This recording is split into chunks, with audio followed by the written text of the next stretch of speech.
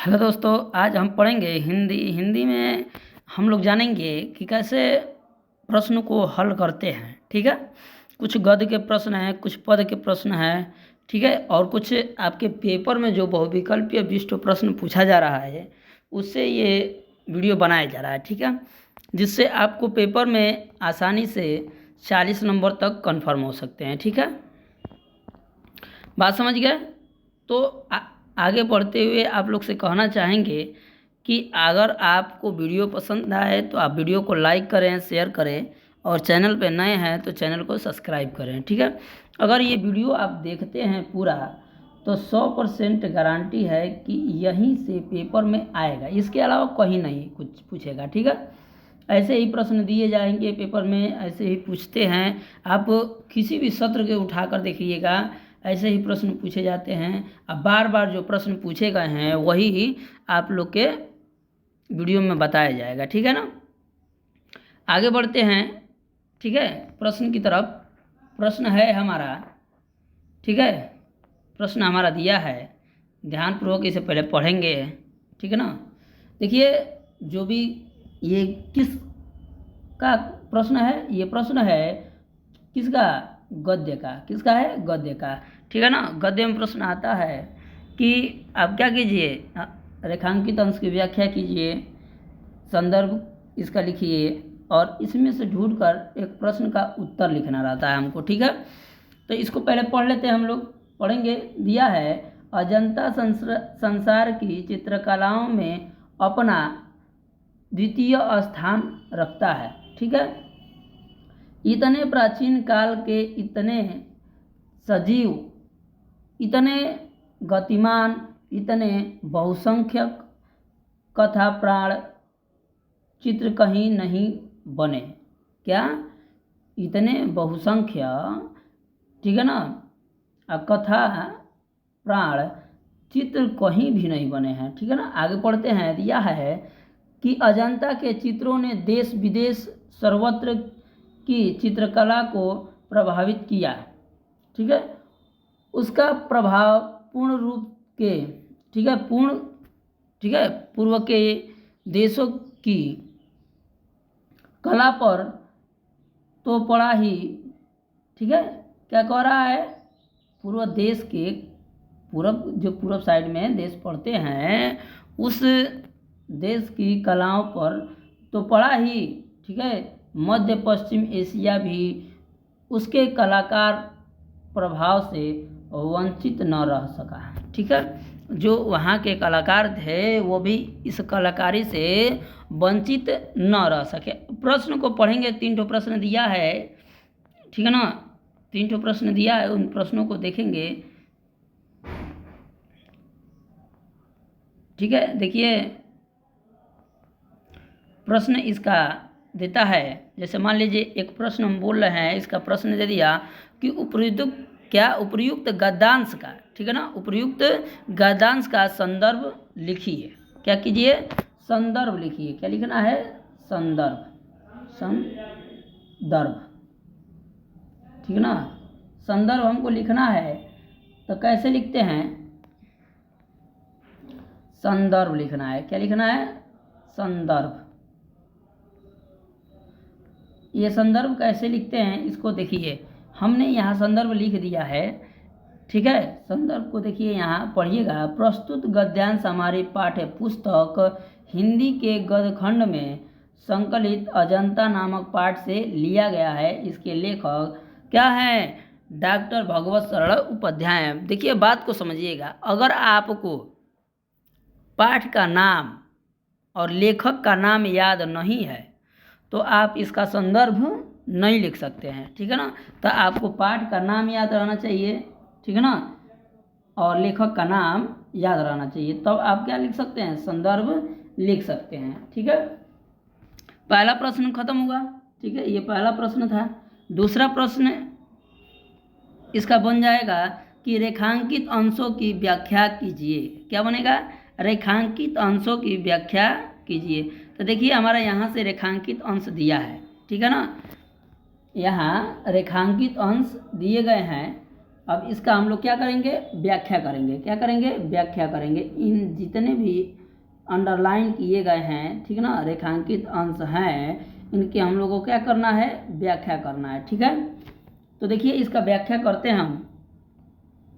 प्राचीन काल में संपूर्ण विश्व में, क्या, प्राचीन काल में, ठीक है ना, प्राचीन काल में संपूर्ण विश्व में कहीं भी अजंता के चित्रों, क्या, अजंता के चित्रों के समान इतने प्राणवान, ठीक है, प्राणवान, जैसे देखिए मान लीजिए ऐसे कोई चित्र बन जाते हैं जिसमें लगता है कि अब वो चित्र बोल देगा। ठीक है, जिसका भी चित्र बनाया जाए, फिगर बनाया जाए, वो लगता है कि अब बोल देगा। ठीक है ना, उसे ही कहते हैं प्राणवान। ठीक है ना, गतिशील, ऐसे लगते हैं कि वो क्या, अब गति करेंगे। ठीक है ना, बात समझ रहे हैं। जैसे बहुत ही क्या, जिससे बहुत अधिक संख्या में चित्रकथाएं कहीं नहीं बनी प्राप्त होंगी। ठीक है ना, कहीं भी इतनी चित्रकलाएं या चित्रकथाएं लिखी या बनी नहीं होंगी। अजंता के, क्या, अजंता के इन प्राणवान चित्रों का प्रभाव पूर्ववर्ती देशों की कलाओं पर पड़ा है। ठीक है, क्या हुआ है, पूर्व देश के, जो पूर्व साइड में देश पड़ते हैं, ठीक है, वहाँ पे इसका प्रभाव बहुत ही पड़ा है। ठीक है, आगे देखते हैं, आगे दे रहा है अजंता के इन प्राणवान चित्रों का क्या कह रहा है कि पूर्व साइड में पढ़ा ही है। इसके अतिरिक्त, क्या, इसके अतिरिक्त, माने पूर्व साइड को छोड़कर अतिरिक्त मध्य और पश्चिम एशिया देश में भी उसके हितकारी प्रभाव से मुक्त नहीं रह सके हैं। मुक्त माने उसके प्रभाव से वंचित या बचे हुए नहीं है। सब लोग वहाँ के इस चित्रकलाओं के बारे में जानते हैं और उत्सुकता रखते हैं जानने का। ठीक है, आगे देखिए दे रहा है, आशय यह है कि, क्या, आशय यह है, कहने का मतलब यह है हमारा कि अजंता की चित्रकलाओं का प्रभाव संपूर्ण एशिया के देशों पर पड़ा। ठीक है, संपूर्ण देश के एशिया पर इसका प्रभाव पड़ा। ठीक है ना, बात समझ गए। आगे देखते हैं, अगर तीसरा नंबर प्रश्न बनाते हैं, इसी में से कोई प्रश्न बना देते हैं तो इसका बना सकते हैं, अजंता की चित्रकला का बाहर देशों पर क्या प्रभाव पड़ा। कह सकते हैं कि अजंता की कलाओं पर इसका क्या प्रभाव पड़ा है। ठीक है ना, बात समझ गए। तो इसका, इस प्रश्न का उत्तर हो जाएगा कि अजंता की चित्रकलाओं का बाहर देशों पर कल्याणकारी प्रभाव पड़ा है। क्या पड़ा, कल्याणकारी प्रभाव पड़ा है। ठीक है ना, बात समझ गए। आगे बढ़ते हैं अगले प्रश्न की तरफ। ठीक है, अगला प्रश्न हमारा दिया है किससे, पद से। किस चीज़ से दिया है, पद से दिया है। देखिए पढ़ेंगे कि मोर पखा सिर ऊपर राखियो, गुंज की माल गरे पहिरोगी। ठीक है, ओटी पीताम्बर ले लकुठी, आ बन गो, क्या, गोधन ग्वारन संग फिरोगी। ठीक है, भाव तो वही मेरो रस खानी, सो तेरे कहे सब स्वांग करोगी। ठीक है, या मुरली, क्या, या मुरली मुरलीधर की अधरा न धर, क्या, धरी अधरा न धरूंगी। ठीक है, कहने का मतलब यह है, ठीक है, इस छंद में यही कहा गया है। ठीक है ना, एक सखी दूसरे सखी से बताएगी इसमें कि हम उस भगवान श्री कृष्ण के सारी श्रृंगारों को करेंगे, सारे श्रृंगारों को करेंगे और क्या करेंगे, उनकी हर एक क्रियाकलाप को करेंगे, लेकिन बांसुरी को नहीं। ठीक है, तो देखिए इसका प्रश्न आता है पद से कि संदर्भ सहित व्याख्या कीजिए। क्या आता है प्रश्न इसका कि संदर्भ सहित व्याख्या कीजिए। इसका पहले हम लोग संदर्भ देख लेते हैं। इसका हमारा संदर्भ हो जाएगा कि प्रस्तुत पद्यांश, क्या, प्रस्तुत पद्यांश हमारी पाठ्य पुस्तक हिंदी के काव्य खंड में संकलित सवैये नामक शीर्षक से लिया गया है।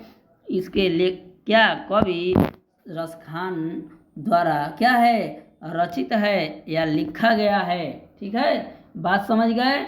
अब इसका हम लोग क्या करेंगे, व्याख्या करेंगे। क्या करेंगे, व्याख्या करेंगे इसका। ठीक है ना। दे रहा है, मोर पखा सिर ऊपर राखियो गुंज की माल क्या गरे पहिरो। कहने का मतलब यह है कि एक सखी दूसरे सखी से कह रही है, ठीक ना, क्या कह रही है कि हे सखी, ठीक है, हे सखी, मैं मोर के पंखों से बना मुकुट भी अपने सिर पर धारण करूंगी।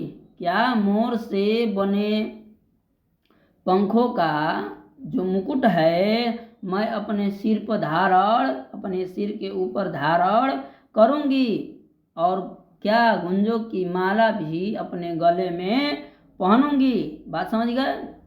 एक सखी दूसरे सखी से क्या कह रही है कि हे सखी, तुम्हारे कहने से मैं क्या करूंगी कि मोर से बना मुकुट भी अपने सिर पर धारण करूंगी, और गुंजों की माला अपने गलों में, क्या, अपने गर्दन में, ठीक ना, गले में, ठीक ना, पहनूंगी। ठीक है।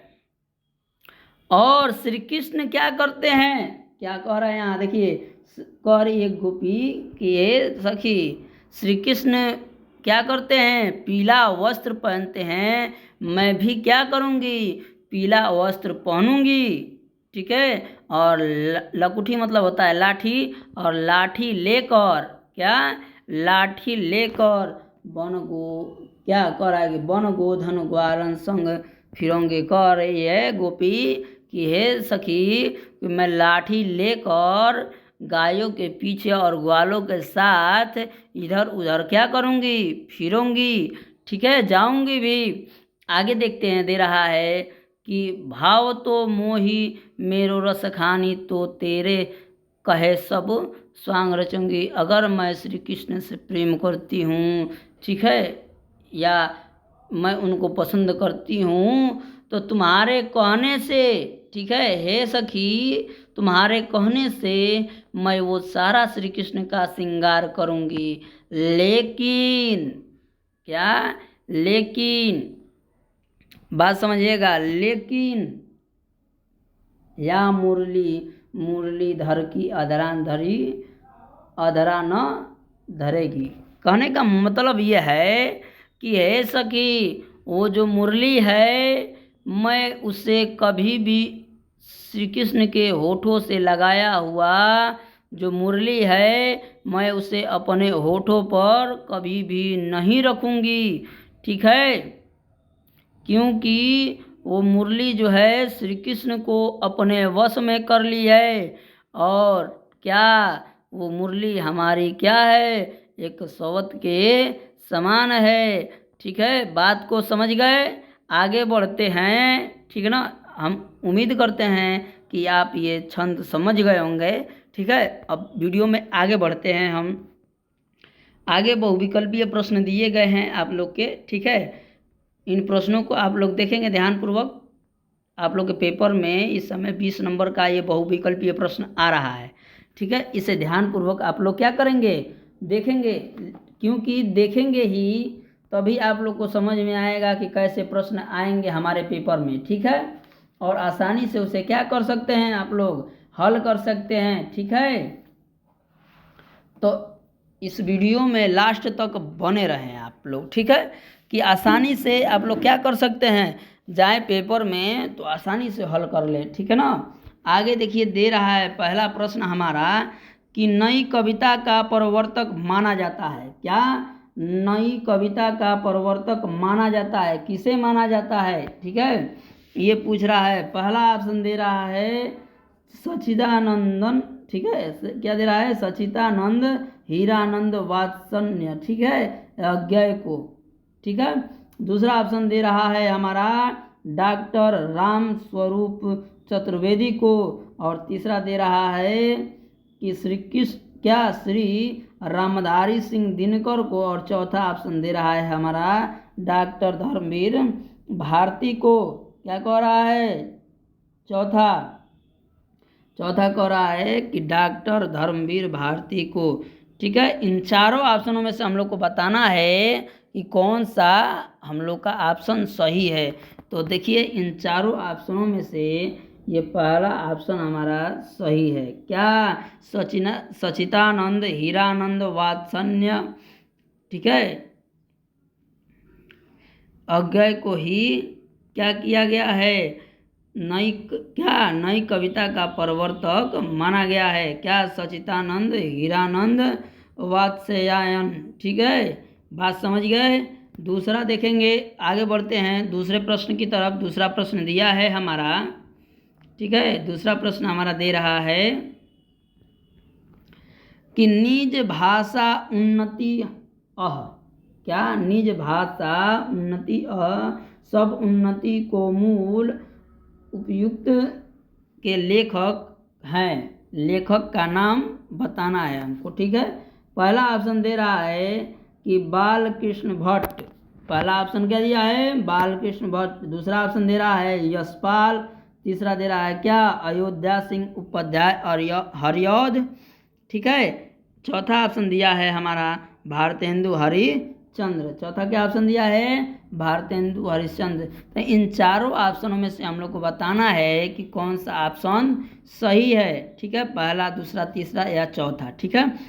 तो देखिए प्रश्न है हमारा निज भाषा उन्नति है, ठीक है, सब उन्नति को मूल उपयुक्त के लेखक कौन है? तो उपयुक्त के लेखक हैं भारतेंदु हरिश्चंद्र। कौन है? भारतेंदु हरिश्चंद्र, ठीक है, यानी कि चौथा ऑप्शन हमारा सही है। आगे बढ़ते हैं अगले प्रश्न की तरफ। अगला प्रश्न हमारा दे रहा है, ठीक है, अगला प्रश्न हमारा दे रहा है कौन सी रचना, ठीक है, कौन सी रचना कविवर पंत की नहीं है? कविवर पंत की नहीं है, ठीक है ना। तो देखिए पहला ऑप्शन हमारा दे रहा है क्या? सुहले, ठीक है ना, पहले सुनिएगा ध्यान से। देखिए दिया है सुनहले शैवाल, सुनहले शैवाल। दूसरा दे रहा है, दूसरा दे रहा है ख नंबर क्या? चितंबरा। क्या दे रहा है? चितंबरा। तीसरा दे रहा है युगवाणी। क्या दे रहा है? युगवाणी। और चौथा दे रहा है लोकायतन। क्या दे रहा है? चौथा लोकायतन। बात समझ गए। इन चारों ऑप्शनों में से हम लोग को देख कर बताना है। देखिए आप लोग पेपर में इतना देख लीजिएगा, ध्यान दीजिएगा, ऐसे 1 2 3 4 5 6 ऐसे करके प्रश्न दिए रहेंगे और इधर लिखा रहेगा A B C और D। यहाँ गोला बना रहेगा, ठीक है, यहाँ भी पहले का गोला बन रहेगा 4 ठो, ठीक है, यहाँ भी गोला बना रहेगा, सबका 4 ठो गोला दिया रहेगा। आप लोग केवल क्या करना रहेगा? गोला भरना रहेगा। ये तीसरा प्रश्न है। तीसरे प्रश्न में कौन सा सही है? पहला हमारा सही है। तो पहले का क्या है? सुनहले शैवाल का ऑप्शन पहला दिया है, तो हमने क्या करेंगे? नहीं, दूसरा भर रहे हैं ना, तीसरा भरना है, ठीक है। तीसरे प्रश्न का आंसर है ए सही है, तो इसमें क्या करेंगे? ए में भर लेंगे, ठीक है। बात समझ में आ रहा है? पहले को अच्छी तरह से भर लेंगे। इसी तरह आप लोग को पेपर में हल करना है, ठीक है। आगे देखते हैं अगला प्रश्न हमारा दे रहा है कि कला और बूढ़ा, क्या कर रहा है? कला और बूढ़ा चांद के रचनाकार हैं। कला और बूढ़ा के रचनाकार कौन है? पहला दे रहा है जयशंकर प्रसाद। क्या दे रहा है? पहला जयशंकर प्रसाद। दूसरा दे रहा है क्या? गिरजा कुमार माथुर। तीसरा दे रहा है हरिवंश राय बच्चन। और चौथा दे रहा है हमारा सुमित्रा नंदन पंत। क्या दे रहा है? सुमित्रा नंदन पंत। तो हम लोग को बताना है कि कला और बूढ़ा चांद के रचनाकार कौन है। तो देखिए कला और बूढ़ा चांद के रचनाकार सुमित्रा नंदन पंत जी है, यानी कि चौथा ऑप्शन हम लोग का क्या है? सही है। 4 नंबर ऑप्शन पे हम लोग ट्रिक कर लेंगे। आगे बढ़ते हैं। अगला प्रश्न हमारा दिया है, अगला प्रश्न हमारा दिया है 4 नंबर, ठीक है।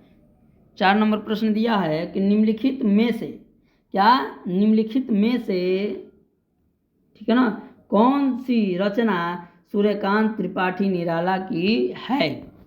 हम लोग को बताना है कि इसमें चारों ऑप्शनों में से कौन सी रचना सूर्यकांत त्रिपाठी निराला जी की है।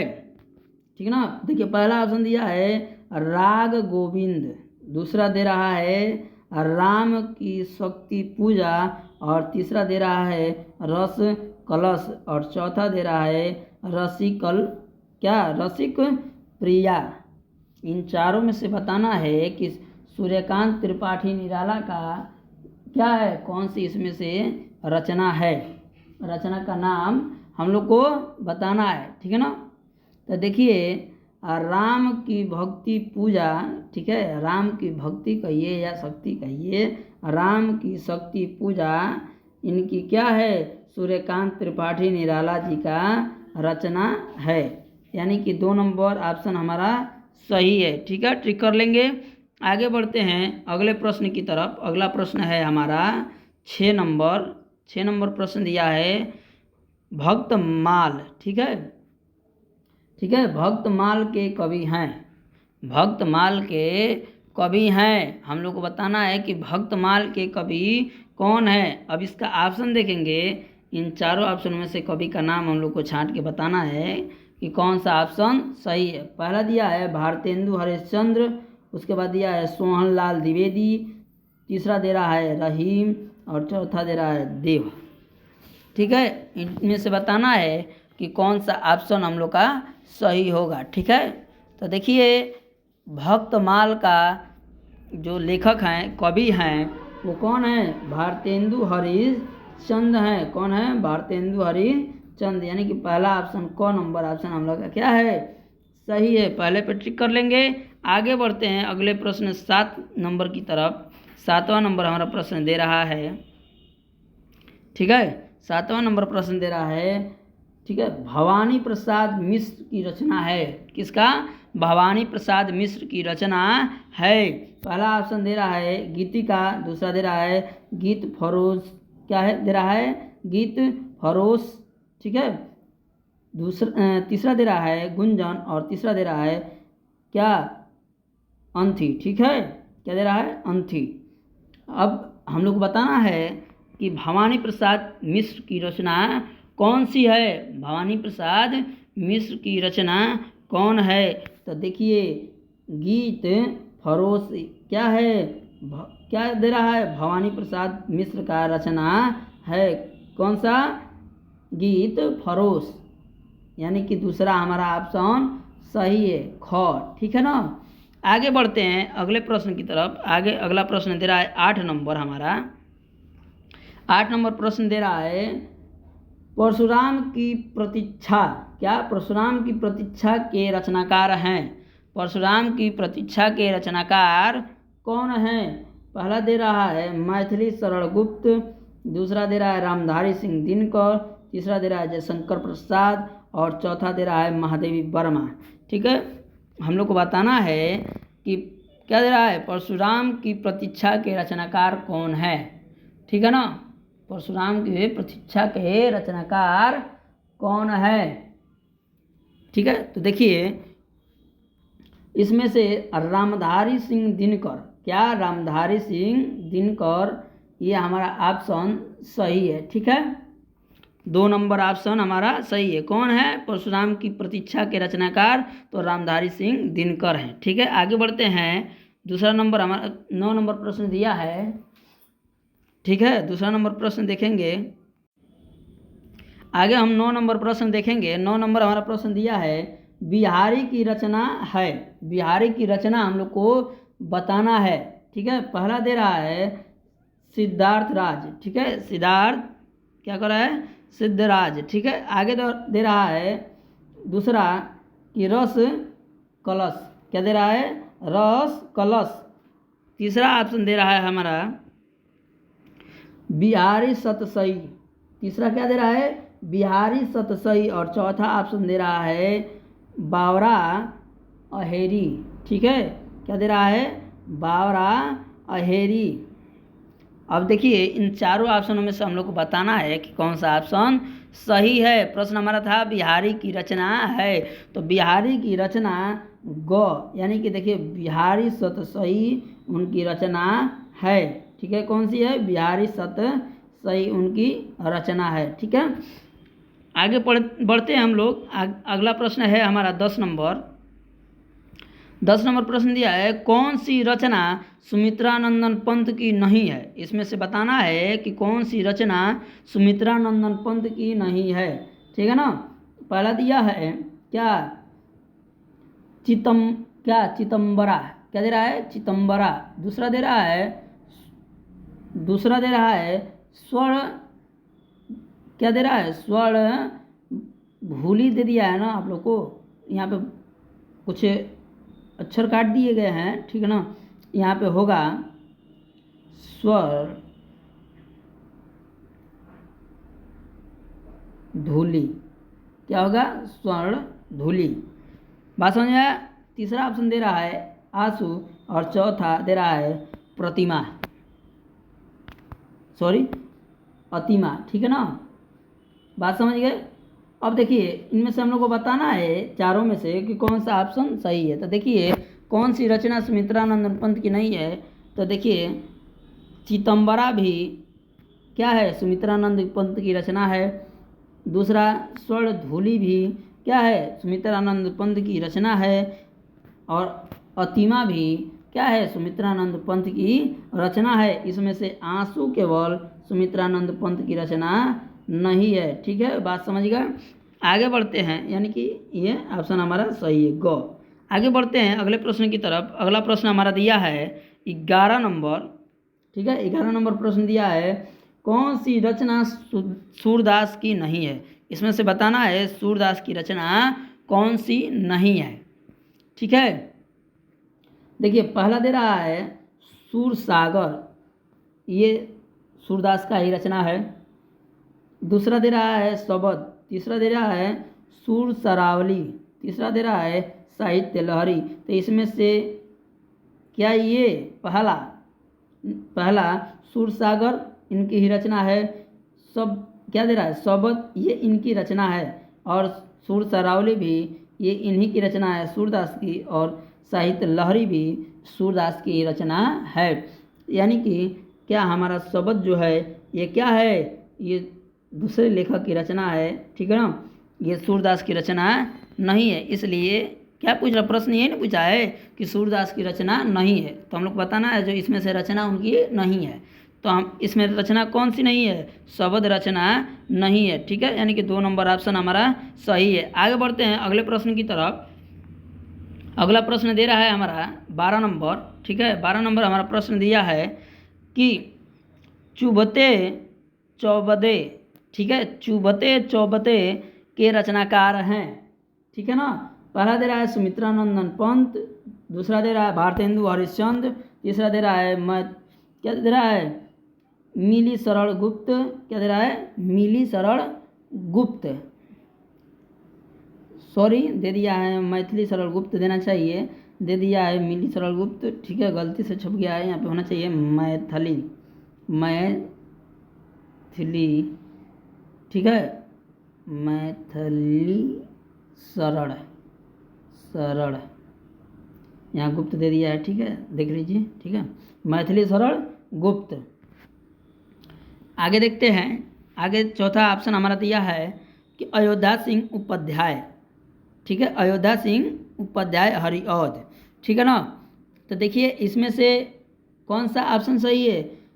चुभते चौबते के रचनाकार कौन है? तो चुभते चौबते के रचनाकार हैं अयोध्या सिंह उपाध्याय हरिऔध। कौन है? अयोध्या सिंह उपाध्याय हरिऔध। ठीक है, आगे बढ़ते हैं अगले प्रश्न की तरफ। अगला प्रश्न हमारा दे रहा है 13 नंबर कि छत्रसाल दशक, क्या छत्रसाल दशक के कवि हैं? कौन? किसके कवि? छत्रसाल दशक के कवि हैं। पहला दे रहा है केशव, दूसरा दे रहा है बिहारी, तीसरा दे रहा है भूषण और चौथा कबीर। तो इन चारों ऑप्शनों में से जो भूषण दिया है ये छत्रसाल दशक के कवि हैं, यानी कि हमारा तीसरा ऑप्शन सही है। ठीक है, ये तीसरा ऑप्शन पे हम लोग ट्रिक कर लेंगे। आगे बढ़ते हैं। अगला प्रश्न है 14 नंबर कि अमीर क्या अमीर खुसरो कवि हैं? अमीर खुसरो कवि हैं। पहला ऑप्शन दिया है कि आदिकाल के, भक्ति काल के, रीति काल के और आधुनिक काल के। हम लोग को बताना है कि जो क्या है अमीर खुसरो हैं ये किस युग के कवि हैं, किस काल के कवि हैं। ठीक है, तो देखिए ये अमीर खुसरो जो हैं, ठीक है ना, अमीर खुसरो जो हैं ये आदि काल के कवि हैं। किस काल के कवि हैं? आदि काल के। इस पे हम लोग ट्रिक कर लेंगे, सही हो जाएगा। आगे बढ़ते हैं 15 नंबर प्रश्न की तरफ। 15 नंबर हमारा प्रश्न दिया है, 15 नंबर प्रश्न दे रहा है, क्या कह रहा है? उद्धव शतक के रचनाकार हैं। उद्धव शतक के रचनाकार हैं। ठीक है ना, उद्धव शतक के रचनाकार हैं। पहला दे रहा है जगन्नाथ दास रत्नाकर, जगन्नाथ दास रत्नाकर। दूसरा दे रहा है हरिऔध।